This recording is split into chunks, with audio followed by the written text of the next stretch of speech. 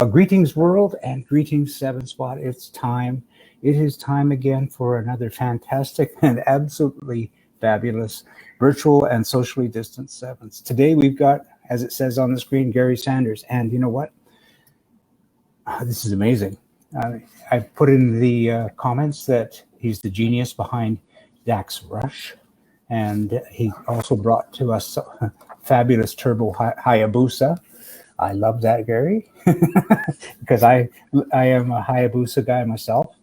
And you've brought many other things like a 4-wheel drive 7. You've got LS 7 engine 7. You're now developing a K24 turbocharged 7. And you've got, in particular, the stuff that I love, and I've watched your Cobra Replica, and boy, that thing puts it down. It makes it stick, and that's because you've got camber compensation and anti-roll compensation. I am keen for you to tell us all about it. So I'm going to do the best thing I can, which is to take myself out of the picture and put you into it, because this is not about me.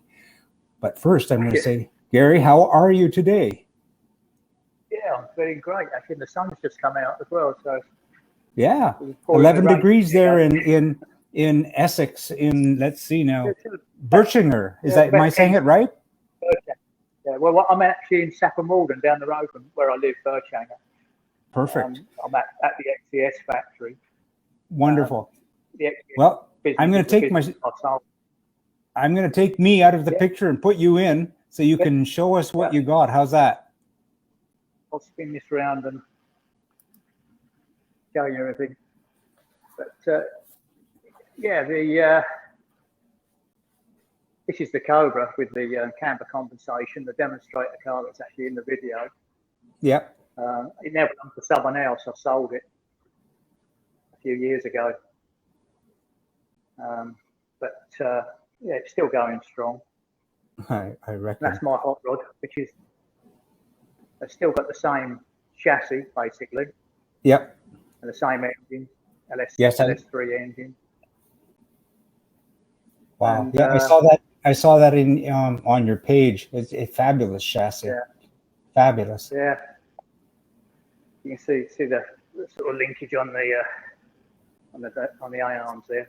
Yeah. This sort of rocker thing here, the arm isn't actually attached to the chassis. It actually moves in and out on that.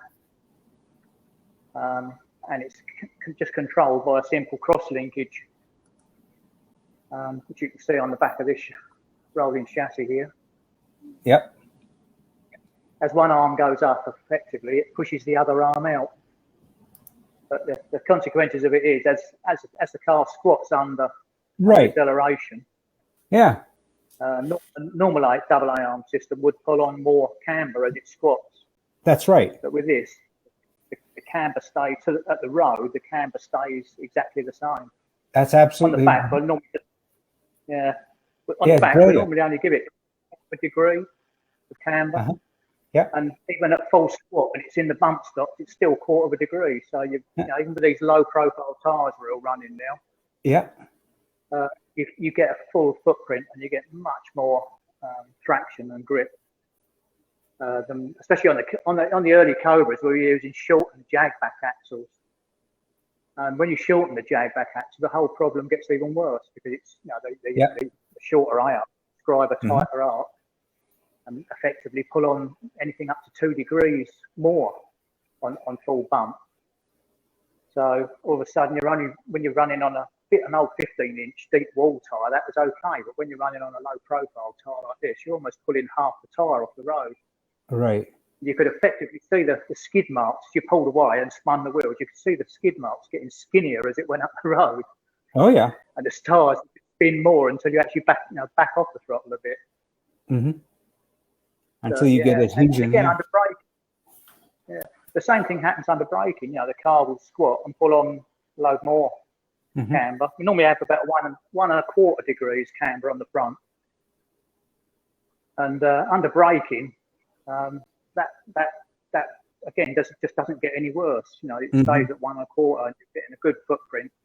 You find on a track day you can sort of follow someone, watch their brake lights, and then almost pull up beside them before you hit your brakes. It does give you a much bigger advantage. So tell us what we're looking at right there. But this particular car is a Dax Rush with a turbocharged Audi engine. It's about 500 horsepower. It's only used, it's road legal over here, but it's actually just used for track days.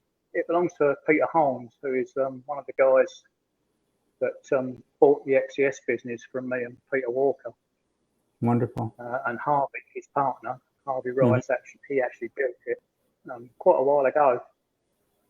And since then, they've added extra things to it, like the roll cage and a few bits and pieces. But yeah, it's a very fast car. I would reckon. How much would a car like that weigh? You mind if I ask how much that might weigh, or do you know? That's about 600 kilos. Okay, yeah, that's sort of nice. just over 600 kilos. Yeah. There's lots of carbon fibre on it.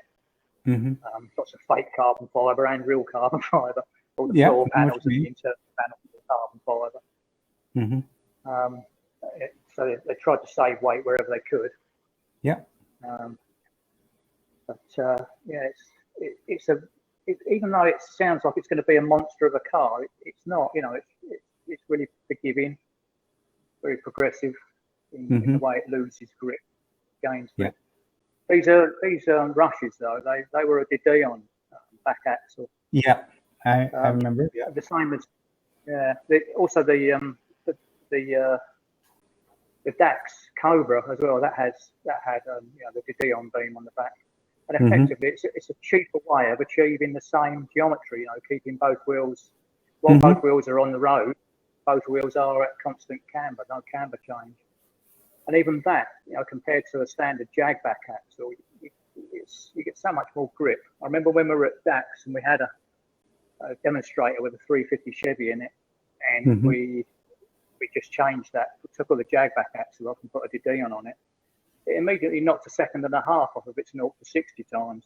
We couldn't even get below 5 seconds with a jag back axle. But with the De Dion beam, all of a sudden, much more grip, much more traction. Brilliant. And obviously the camber comp is better again because you've not got, you know, you're totally independent then. Both wheels, you know, because with the De Dion beam, if one wheel hits a pothole, there's still a shock load going through the De Dion beam over to the other wheel. But with the camber comp, you've not got that, you know, that connection. So it is totally independent, and on rough surfaces, you find you get much more grip again. Yep, you mentioned that in the comments that you've shared that technology in other, in Duncan's car as well. Yeah, I mean Duncan's car is basically the same as this car, but it's a bit lighter because of the bike engine, and obviously they use lighter materials here and there. It's got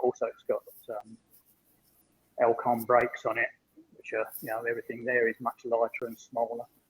Right. But that car is a total monster. Amazing. And you've got cars. The one you're working on is going to have a turbocharged K24 engine in it. Yeah, K24. Yeah. We're at the moment because what we thought we'd do is, as we're doing these chassis with the Cobra chassis with camber comp front and back, we thought we'd do another version of the Rush with camber comp front and back. Wow. Okay. Initially, as we did have some LS engines kicking about, we thought, we'll go over the top and just do another. Go over the top. Yeah, like 505 horsepower. But this, like the hot rod here, this is actually done to the same spec. All the suspension parts on it are done to the same drawings as the Rush. So the front track is wider on this than it is on the Cobra, and it is actually the same width as the Rush. Rush is actually wider than the Cobra at the front. Yeah. And so I've done this one.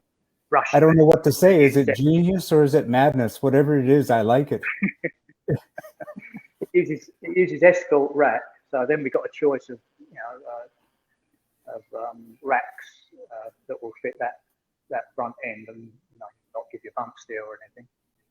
And this Amazing. particular hot rod's got a 2.2 turns, lock to lock, but then I put power steering on it as well. So it's very easy to catch it when it all starts to get messy and sideways. You know, it's a bit like a video game when you're driving it. Brilliant. But, so with the jigs I made for that, we then thought, we might as well do a Rush now, because we've got all the jigs for a Rush type car. Yeah. Again. Are we there? Gary, that's good. Yeah.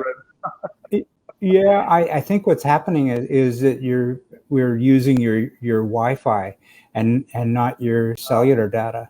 But whatever the case is, what you've got over there is absolutely fabulous. So it's gorgeous.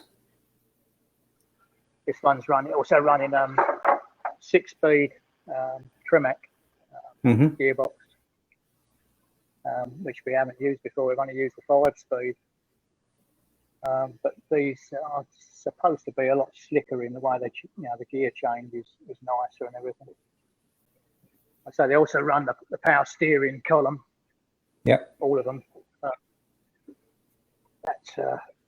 You've got a sort of a motor stuck out the side of the steering column.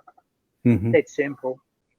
Teeny little ECU that goes with it, and then the rest of your steering is just the same as conventional. So you can fit that unit on anything really.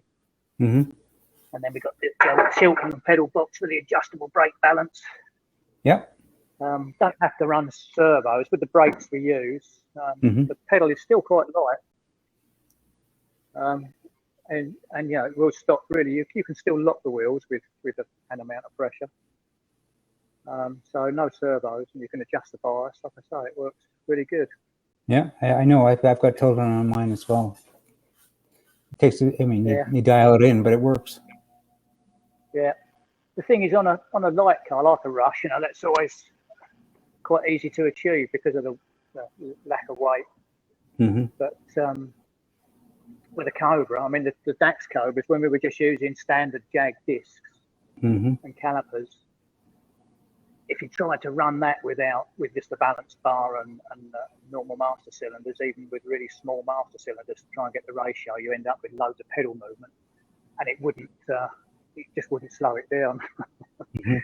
With your uprights, are they manufactured in house, or do you send out the design for manufacture? Well, it's a friend of Harvey's that actually he used to make loads of stuff, but still does make loads of stuff for the yachting community down in Portsmouth, and it's got all these massive big CNC machines, and he does them for us. Gorgeous. But yeah, he's really good at that sort of thing, and again, it loses me the way they draw it and get the shapes. I just can't get my head around it. Yeah, it's a thing of beauty. These ones are really sculpted, but these obviously they do cost quite a lot of money. There will be the other ones, like on the hot rod, they're a more basic shape.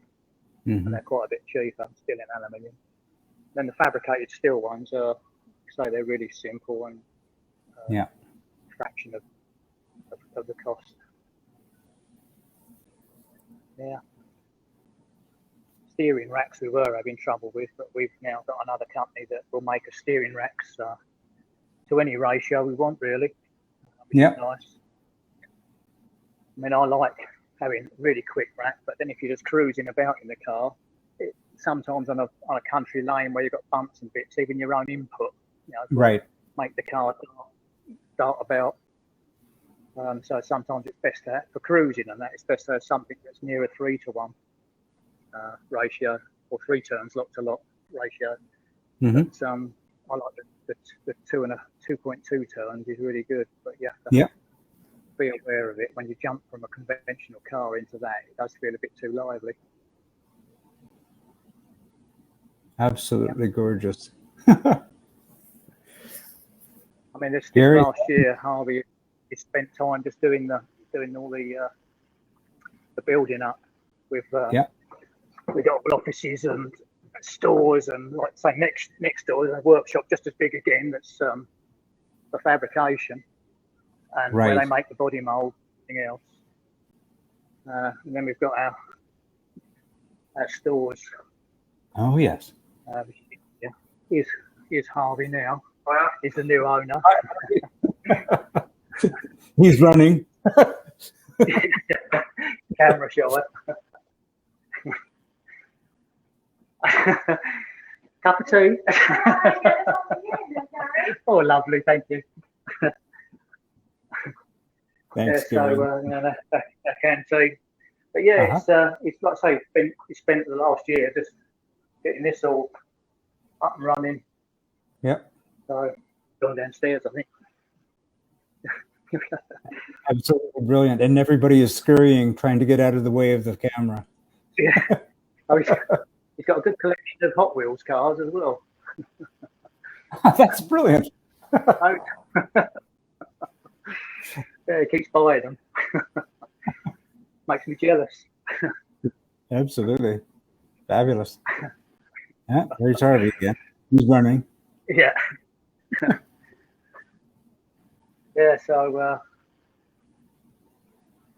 absolutely brilliant, Gary. Thank you so much for doing this with us. What can I say? Just like yeah. So shall I have another go through, just so I can catch a glimpse of the other chassis through the door? Why don't we just try to slip into the K24 room and just take a peek and see how far we can go? I'll guide you through, and then I'll tell you when we're beginning to fade.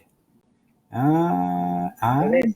The gas is over there on the axis. Yeah, now that's about as far as we can go, but I can see what you're talking about. That's brilliant. Look at that.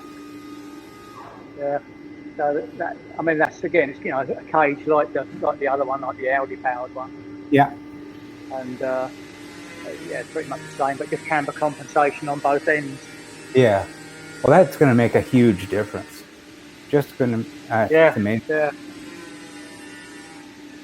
it should be a really predictable and nice car to drive. Mm-hmm.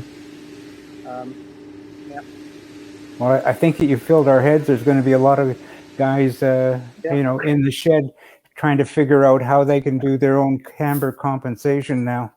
Yeah. Well, there's like a working animation on the website. Yeah. And sort of explains how it works and shows you sort of how it works.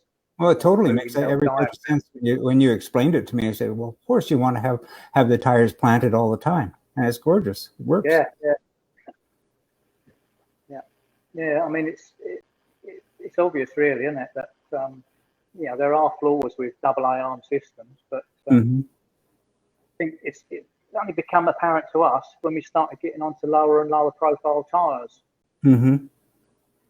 And then the problem sort of arises. But while we were running sort of 30 years ago, running on 15-inch tires still, you never seemed to get any issues from it, or nothing that you could notice. The tire would deflect and spread still, and still leave a fairly wide, footprint. Mm-hmm. But as soon as you started using these sort of tires, they don't deform as much, and you start losing grip. Yeah. With camber change. Yeah. Well, Gary, this is so kind of you. You've given us like 32 minutes so far. Why don't we ask you to turn your camera around, and we're going to say thank you. Yeah. Gary, you're awesome. I'm going to put myself back in the picture because got to put myself back in. Gary, thank you. It's just like what you've done for us today is just like there's so many guys that are just sitting there and just like Exported African put up a comment, said drooling looking at that garage. Just like it's amazing. So I'm going to say on behalf of everybody here at 7 Spot, you're a champ. Thank you so much for doing this with us. Well, thank you, Jim. Yeah. All right. So for that, I'm going to let you get on with your day. It's now past tea, and it's time for you to get back to work. And we're going to say thank you so much from 7 Spot. Anytime. Yeah. All right. Cheers for now. I'll see you later. Yeah. Bye.